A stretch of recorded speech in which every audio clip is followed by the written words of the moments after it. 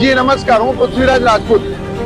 તમે જોઈ શકો છો આ ડિંડોલી સ્થિત G9 પાસે એક ચોકડી છે, એનો આ તમે વિકાસ જોઈ શકો છો.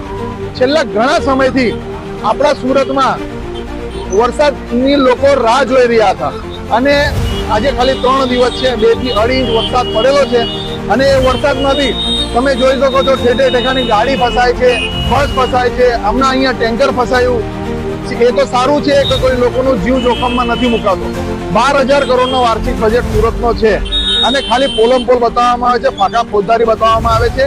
આ લોકો પર ખબર નહીં કેવી રીતે આ લોકોને કાર્યવાહી થશે. આ લોકોનું પેટ છે કે ભંડારો છે. બધી જગ્યાએ ચોરી ચોરી ચોરી ચોરી.